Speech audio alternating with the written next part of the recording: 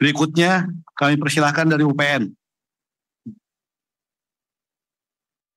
Yang tadi nyampaikan kalau ada yang mau diserahkan nanti bahan yang sudah menyampaikan dulu nanti serahkan. Buat bahan kami ya.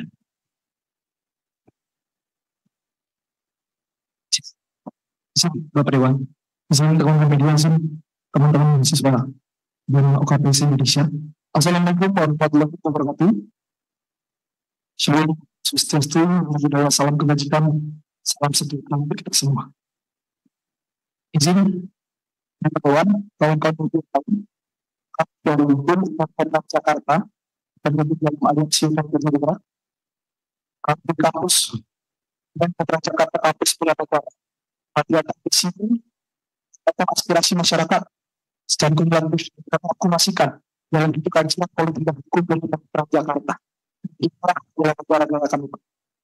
Dalam pasal pertama, kami dalam HAM dan aktivitas aparat. Kami dan kawan-kawan dari kawan-kawan dari BEM sudah mengatakan penerapan jangan aparatif semangat untuk berjalan. Bisa melihat bahwasanya aparat kepolisian, aparat keamanan yang bertugas untuk menangani masa aksi represif untuk bisa menangani masa aksi. Negara demokratis itu harus tunduk pada prinsip rule of law, di mana aparat penegak hukum tidak boleh bertindak semena-mena. Masa aksi seluruh rakyat Indonesia terkejar. Rakyat Indonesia memiliki konstitusi untuk bebas dari tindakan represif, bebas dari perlakuan diskriminatif. Artinya adalah ketika instansi kepolisian negara Indonesia secara cacat implementasi dalam melakukan transaksi dan kemudian melanggar konstitusi, kualitas dan representasi aparat dalam melakukan transaksi secara tidak langsung legitimasi bahwasanya dilakukan oleh kepolisian bersama demokrasi telah merosot tanpa menciptai harapan rakyat. Ya, dengan jika represivitas aparat biarkan, maka terjadi impunitas yang bertentangan dengan basic principles on the use of force and firearms by law enforcement officials.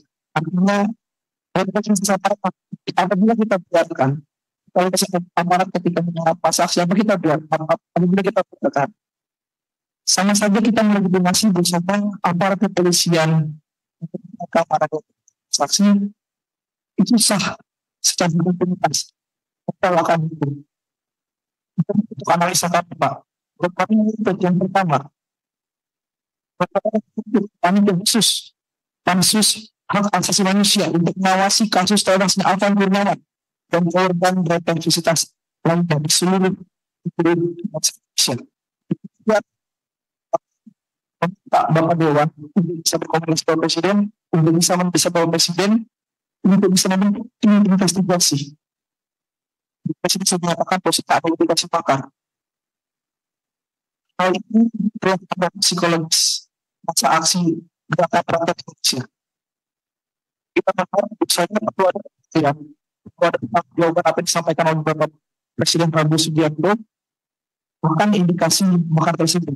Kami tak Bapak Dewan untuk bisa melakukan Bapak Presiden bisa untuk membuat investigasi independen, melibatkan masyarakat sipil, melibatkan Komnas HAM, melibatkan LPSK, dan seluruh organisasi masyarakat sipil lainnya secara independen untuk bisa menelusuri indikasi makar ataupun gerakan yang ditunggangi oleh kepentingan kelompok itu. Kedua, kami menggerak permasalahan reformasi sektor keamanan dan supremasi sipil.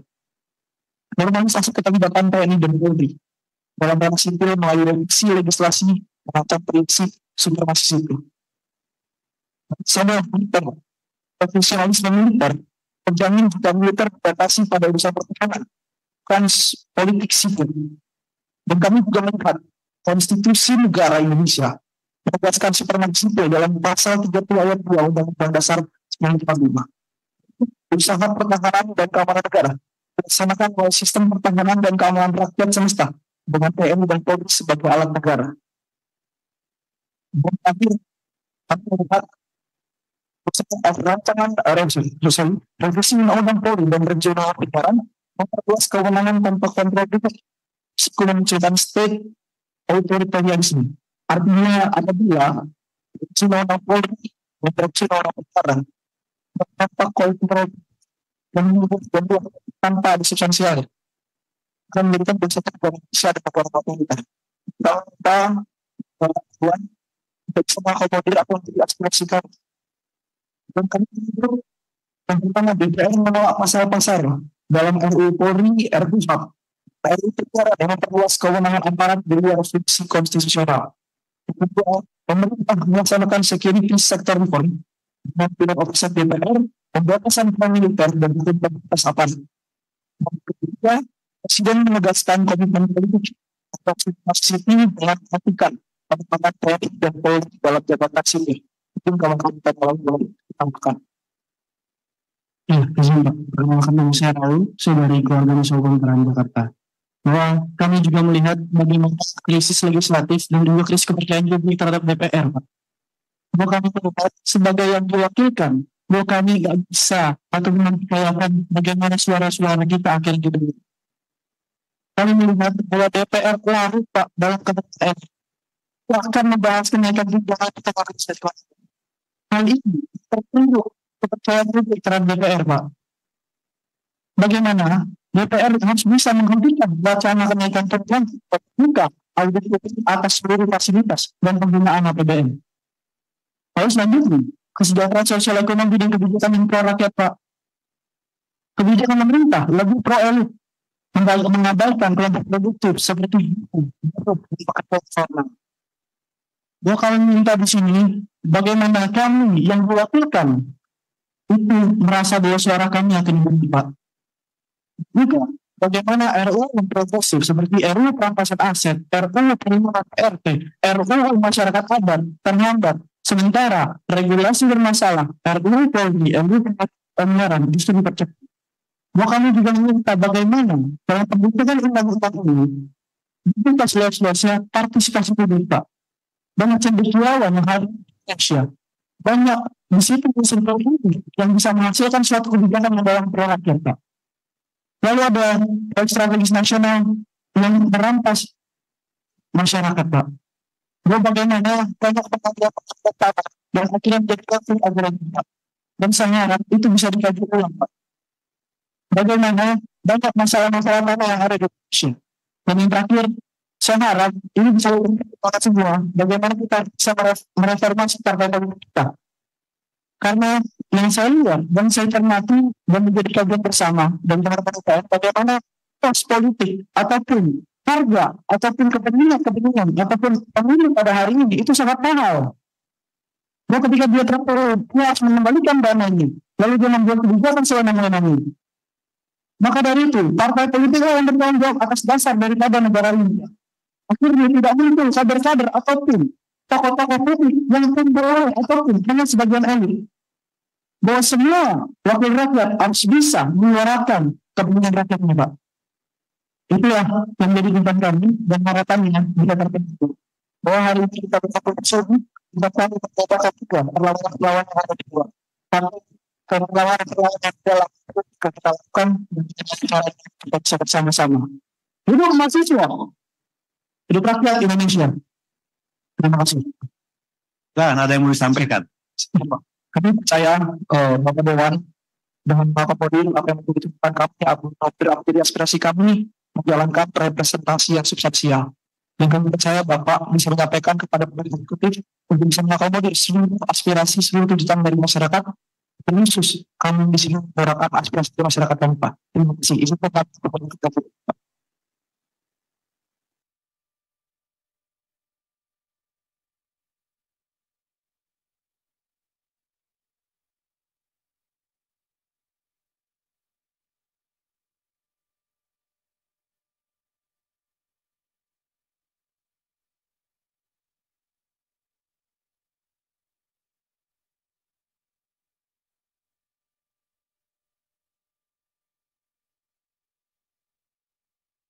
Terima kasih dari BEM-UPN.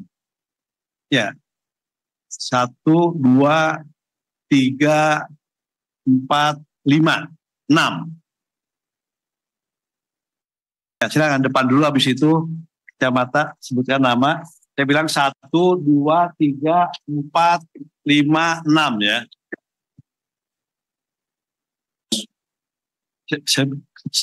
Dari mana dan sebutkan nama ya. Bismillahirrahmanirrahim. Assalamualaikum warahmatullahi wabarakatuh. Selamat siang menuju sore, kawan-kawan semua. Perkenalkan, nama saya Torik Rifki Ferdiansyah, selaku Ketua Umum Himpunan Mahasiswa Ilmu Politik Indonesia atau Himapolindo, bersama dengan pengurus saya. Yang saya hormati Bapak-Bapak anggota DPR RI dan juga para rekan-rekan media. Ada beberapa hal yang mau kami sampaikan secara organisasi, secara kehimapolindoan, bahwa dalam peristiwa tanggal 25 Agustus sampai dengan 2 September ini merupakan catatan merah bagi kita sebagai Republik Indonesia. Peristiwa kematian anak bangsa, peristiwa represivitas yang dialami oleh masyarakat sipil akan ketika ia ingin menyampaikan aspirasinya, menyampaikan pendapatnya dalam negara ini. Justru yang ia dapat adalah pentungan dan gas air mata. Maka Himapolindo sebenarnya sepakat dengan apa yang tadi sudah banyak kawan-kawan kami sampaikan tentang beberapa tuntutan, dan di sini kami ingin menebalkan dan menambahkan beberapa hal yang menurut kami ini telah menjadi urgensi dalam Republik Indonesia. Di sini kami mempunyai 6 tuntutan. Yang pertama, evaluasi total tubuh kepolisian Republik Indonesia. Karena peristiwa tersebut, peristiwa kematian Afan Kurniawan, merupakan catatan merah bagi Republik Indonesia. Yang kedua, kepada seluruh partai politik dan Majelis Kehormatan Dewan untuk menindak tegas para anggota Dewan Perwakilan Rakyat yang selalu melemparkan narasi kontraproduktif, melemparkan narasi-narasi yang membuat masyarakat terluka hatinya, yang membuat masyarakat tidak lagi percaya terhadap lembaga negara. Karena sejatinya DPR merupakan representasi rakyat, maka pijakanlah keberpihakan anggota dewan kepada kepentingan masyarakat. Yang ketiga, tentu dengan keilmuan kami dalam bidang ilmu politik, tidak kurang lebih kami menyadari banyaknya permasalahan demokrasi yang ada di Indonesia tentu bermuara pada sistem kepartaian kita yang masih berantakan. Maka kami meminta untuk segera mereformasi sistem kepartaian, bahwa jalankan fungsi partai sungguh-sungguh untuk fungsi kaderisasi, fungsi pendidikan politik, dan fungsi representasi rakyat. Yang selanjutnya, kami telah dengan seksama mendengar pernyataan Bapak Presiden Republik Indonesia Prabowo Subianto menanggapi peristiwa 25 Agustus sampai dengan 2 September, ternyatakan adanya indikasi makar. Ketika memang ini adalah terindikasi makar, maka kami meminta untuk membentuk tim investigasi gabungan. Karena rakyat butuh kepastian akan kehidupan yang aman dan nyaman. Karena rakyat membutuhkan itu. Karena peristiwa kerusuhan itu merupakan luka di hati rakyat. Yang selanjutnya, kami juga meninjau bahwa ketika kita benar-benar ingin mencita-citakan apa itu Indonesia Emas 2045, maka mari sama-sama kita pastikan yang dinamakan dengan kesejahteraan guru. Memastikan alokasi 20% APBN. Pendidikan benar-benar menyentuh kesejahteraan guru dan peningkatan kapasitas profesional. Dan terakhir, gerakan kita tetap sama, memastikan kedaulatan rakyat. Maka pastikan supremasi sipil benar-benar terjadi, karena itu merupakan amanat konstitusi. Dan gerakan kita tetap sama, memastikan kesejahteraan rakyat, maka pijakanlah dalam merumuskan kebijakan kepada DPR dan eksekutif untuk memijakan landasannya dengan landasan pasal 33 Undang-Undang Dasar Negara Kesatuan Republik Indonesia tahun 1945.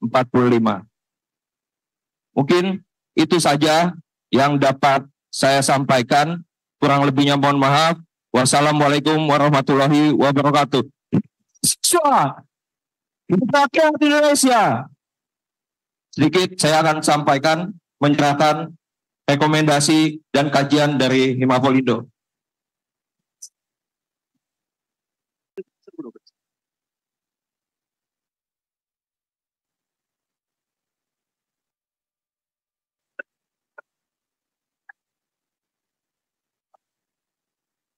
Tempat.